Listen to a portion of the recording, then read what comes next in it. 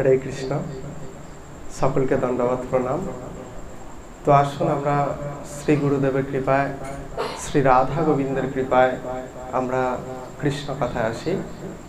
আজকে একটা প্রশ্ন আলোচনা, যে শ্রীকৃষ্ণ কেন সর্বদা বাম দিকে অর্থাৎ রাধারানীর দিকে মাথা হেলিয়ে থাকেন, এটা আমাদের প্রশ্ন। পরমেশ্বর ভগবান শ্রীকৃষ্ণ শ্রীমদ্ ভগবদ গীতার ৭ম অধ্যায়ের ৭ম শ্লোকে বলেছেন যে মত্ত পরতর নান্যাৎ কিঞ্চিদস্তি ধনঞ্জয়, আমার থেকে পরতর অর্থাৎ শ্রেষ্ঠ এই সংসারে আর কিচ্ছু নেই, আমি শ্রেষ্ঠ, সবার উপরে আমার স্থান। তাই কারো কাছে মাথা নত করার কোনো প্রয়োজন পড়ে না শ্রীকৃষ্ণের। কিন্তু তবুও দেখা যায় যে তিনি সর্বদাই শ্রীমতী রাধারানীর দিকে মাথা নত করে আছেন, হেলিয়ে আছেন। আমরা যত যুগল রূপ দেখি আমরা দেখতে পাই ভগবানের শ্রীমস্তক কখনো ডান দিকে হেলে নেই, যেই দিকে রাধারানী আছে সেই রাধারানীর দিকেই হেলিয়ে আছেন ভগবান। তো আমাদের আচার্যরা বলছেন যে সুখ বলে আমার কৃষ্ণের চূড়া বামে হেলে, শাড়ি বলে আমার রাধার চরণ পাবে বলে। কিন্তু রাধারানী কে যে শ্রীকৃষ্ণ তার চরণ পেতে চান? শ্রীকৃষ্ণ গীতায় বলছেন ১০ম অধ্যায়ের ৮ম শ্লোকে যে অহং সর্বস্ব প্রভব মত্ত সর্বম প্রবর্ততে ইতি মত্বা ভজন্তে মাম বুধা ভাব সমন্বিতাঃ। অর্থাৎ আমি সমগ্র জগতের উৎপত্তির কারণ, আমার থেকেই সব কিছু উৎপন্ন হয়েছে, এটা জেনে বুদ্ধিমান ব্যক্তিরা আমারই ভজন করেন। অর্থাৎ শ্রীকৃষ্ণই হলেন সেবক আর বাকি সবাই হচ্ছেন সেবক বা সেবিকা। তাহলে শ্রীকৃষ্ণ কি উদ্দেশ্যে রাধারানীর দিকে মাথা নত করে থাকেন? তার উদ্দেশ্যটা কি? তার আগে আমাদের জানতে হবে শ্রীমতী রাধারানী কে। রাধারানী হলেন শ্রীকৃষ্ণের আরাধিকা শক্তি।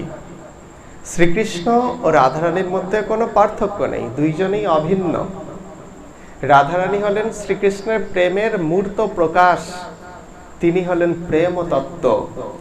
শ্রীকৃষ্ণ যেহেতু বেদ বন্দিত পরম পুরুষ, পরমেশ্বর ভগবান, তাই তিনি কারো কাছে মাথা নত করেন না, একমাত্র প্রেমের কাছে ছাড়া।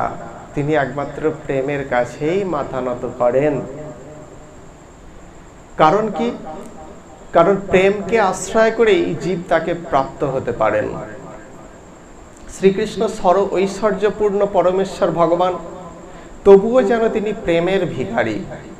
শ্রীকৃষ্ণের কোনো কিছুর অভাব নেই, তবুও তার প্রেমেরও অভাব নেই, তবুও যেন তিনি নিজেকে মনে করেন যে আমি প্রেমের ভিখারি।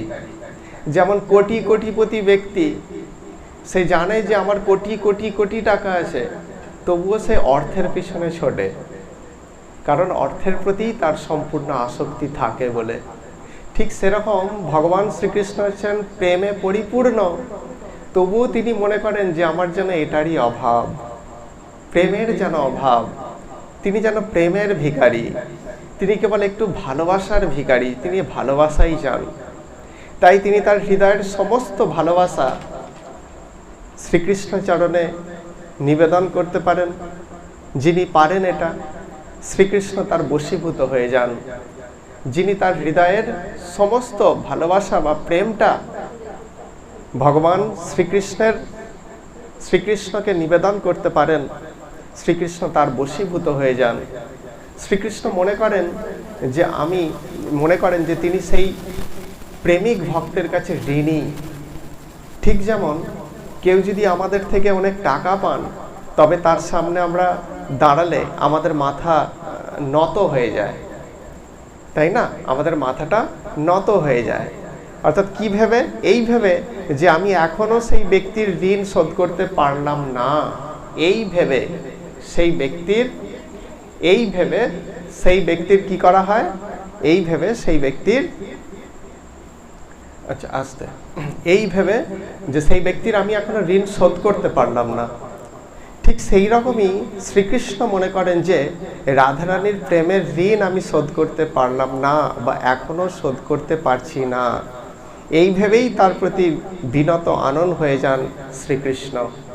মৌমাছি যেমন মধুর প্রতি আকৃষ্ট হয়ে ফুলের দিকে ছুটে যায়, ঠিক তেমনি শ্রীকৃষ্ণ প্রেমের দ্বারা আকৃষ্ট হয়েই রাধারানীর দিকে ঝুঁকে পড়ে। আর সেই প্রেমতত্ত্ব অর্থাৎ রাধারানীকে যিনি আশ্রয় করে শ্রীকৃষ্ণ ভজন করেন, শ্রীকৃষ্ণ তার প্রতিও বিনত হয়ে যান। শ্রীকৃষ্ণ তারও শ্রীচরণ কমলের সেবা অভিলাষ করেন যে আমি যেন সেই ভক্তেরও সেবা করতে পারি। কারণ শ্রীকৃষ্ণ প্রেমেরই অভিলাষী, প্রেমই প্রার্থনা করে জীবাত্মার কাছ থেকে। সেই জন্যই তিনি ভক্ত সুদামারও পা ধৌত করে দিয়েছিলেন। কারণ কি? তার মধ্যে প্রেম ধন ছিল বলে। ভগবান কারো কাছে মাথা নত করেন না, কিন্তু তবুও তিনি প্রেমের কাছেই মাথা নত করেন। একমাত্র সেই প্রেমকে যিনি আশ্রয় করতে পেরেছেন, ভগবান তার চরণ ধৌত করে দিচ্ছেন, আমরা এটা দেখি। শুধু তাই নয়, শ্রীল নারদমুনিকেও পূজা করেছেন, ব্রজ গোপিকাদের চরণ বন্দনা করেছেন, কারণ এনারা সবাই সেই প্রেমকে আশ্রয় করেই ভগবত ভজন করেছেন বলে। শ্রীকৃষ্ণ রাধারানীর দিকে মাথা হেলিয়ে জগৎ জীবকে এটাই যেন বলতে চাইছেন যে হে জীব, আমি কেবল প্রেমের বশীভূত, আমি কেবল প্রেমের কাছেই মাথা নত করি, আর অন্য কিছুর কাছে নয়। বাহ্যিক আচার আচরণ এগুলো সব গৌণ, কিন্তু হৃদয়ের ভাব, হৃদয়ের ভক্তি বা হৃদয়ের প্রেমটাই হচ্ছে সর্বোচ্চ, বা এটাই হচ্ছে একমাত্র ভগবানের প্রিয়। তাই তোমরাও যদি আমার বিশেষ কৃপা পেতে চাও, তবে প্রেমকে আশ্রয় করেই আমার ভজন করো, অর্থাৎ রাধারানীকে আশ্রয় করেই আমার ভজন করো, তাহলে আমি তোমাদের কাছে সুলভ হয়ে যাব। ভগবান শ্রীকৃষ্ণ শ্রীমদ্ ভগবদ গীতার ৮ম অধ্যায়ের 14 নম্বর শ্লোকে বলছেন, অনন্য চেতাহা সততম ইয়ো মাম স্মরতে নিত্যশঃ তস্যাহং সুলভঃ পার্থ নিত্যযুক্তস্য যোগিনঃ। অর্থাৎ হে অর্জুন, যিনি প্রেমযুক্ত হয়ে অনন্য চিত্তে প্রতিনিয়ত আমাকে স্মরণ করেন, সেই নিত্যযুক্ত যোগীর কাছে আমি খুবই সুলভ। হরে কৃষ্ণ। সকলকে ধন্যবাদ, প্রণাম।